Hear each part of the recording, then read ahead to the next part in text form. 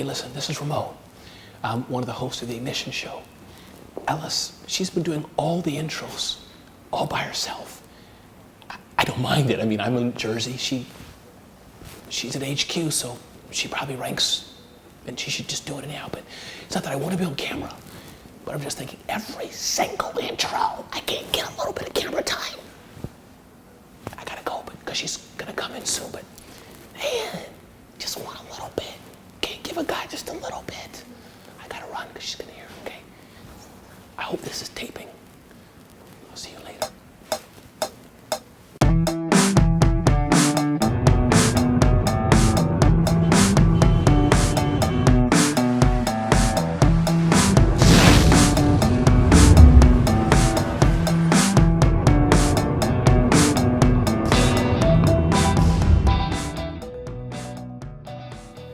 Welcome to Ignition. I'm Ellis Friedman. And I'm Ramon Ray. Thanks for watching. Ignition is a weekly show where we help you grow your business by asking you, or not asking you actually, but answering one question focused on sales and marketing.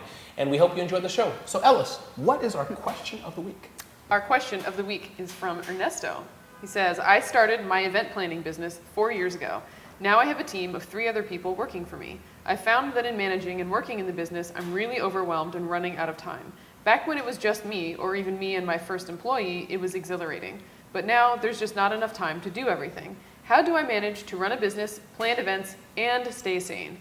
Is it really possible to have any semblance of a work-life balance? Wow. It sounds like Ernesto has a lot of problems. Sounds like he's frustrated and just overwhelmed to me. Overwhelmed, yeah. Thankfully, we don't have to worry about answering his question. But we don't have to get overwhelmed with that. We do not. No. But we have an expert with us today, and that expert is Jen Slaw with Jen Slaw Speaks. And Jen Slaw is a juggler, but beyond being a juggler, and you can correct me, Jen, from your perspective, she's a master, a speaker, and I would say an insightful person helping small businesses get life's balance. We met some time ago, and we're happy to have you on the show, so welcome. Thank you, great to be here. Welcome, Jen. So where would you start with Ernesto's question? Well, first of all, I think it's a problem that all of us can relate to as entrepreneurs. You know, as entrepreneurs, when we're running our own business, we're wearing many different hats.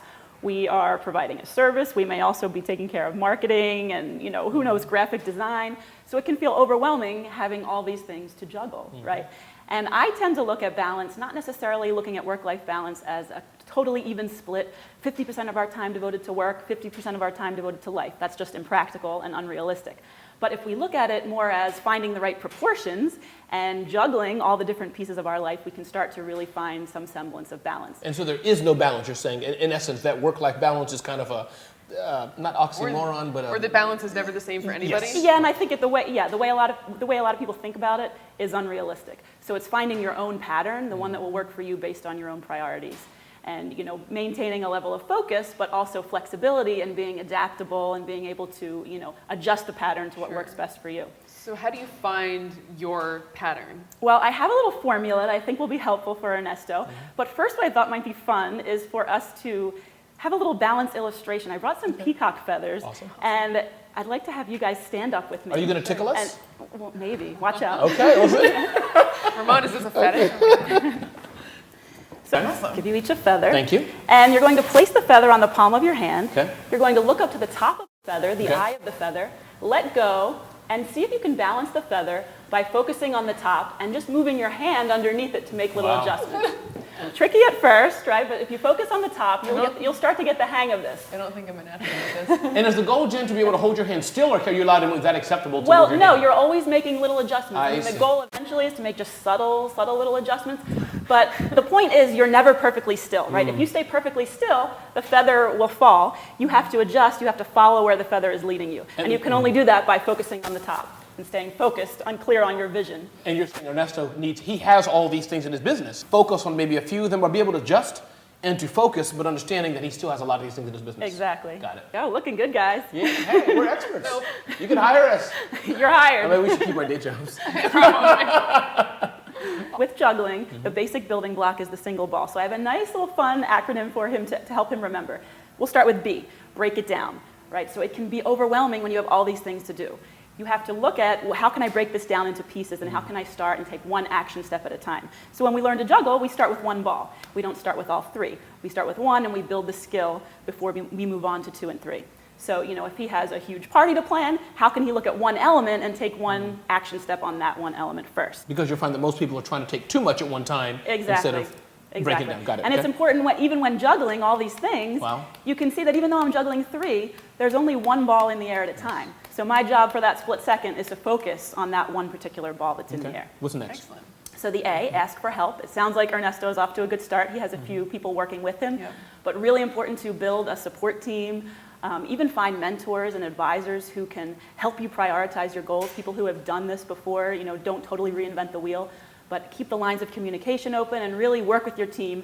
Be clear on your vision, communicate that to them, and let them help you. It's almost like this show. We were going to do the show by ourselves, 2 Ignition shows, but we said, hey, why not just do it together? And it's even better than ever. So. Well, really, it was more like, I guess we have to work together now. Yeah, I guess or something like that. So go ahead. Well, you can play on each other's strengths too, right? So we got, break it down. A is... ask for help. Ask for help, okay. Okay, learn from the drops, right? This is a big one with juggling. Jugglers know that we can't learn to juggle. We can't learn a new trick without dropping. We know it's just part of the process, and if we can pick up the ball and learn from our mistake, we can learn something for the next attempt. Many people are so afraid of making a mistake or failing that they don't take the risk, and they fail to learn something new that could really, help improve their business. And the last one is let it go, right? You can't learn to juggle if you don't throw the ball, if you don't let it go. This kind of has a couple different applications. Sometimes we need to just let things go and delegate them to others so that we can use our time for what our true strengths are. So really important, to just let it go, get started, and try to find that right pattern for yourself. So many different patterns and different ways we can approach things. Wow. And does let it go apply also to like let it go where it's gone and just move on? Yes, definitely. Sometimes done is better than perfect, right? And sometimes we just need to move on and get our work out there in the world. There is one other thing I wanted to mention, just practice, just not forgetting that today there's so many great technological advances and we expect everything to happen so instantly. We have all this great technology at our fingertips, but it's important to remember that a lot of this stuff takes practice. And it's important to be patient with ourselves and know that it takes practice and time to develop the right process that works for us. Awesome. Excellent. Jen, thank you so much for being here and for the excellent visual aids. You're welcome. Fun to be here. Thank you very much. Thanks for watching Ignition, and I hope you learned a lot today. And those who want to contact us, Alice, what can they do? Well, if you have a question you'd like an expert to answer, not ask, answer, you can email us at blog@infusionsoft.com. Awesome. Thanks for watching. I'm Ramon Ray. And I'm Ellis Friedman.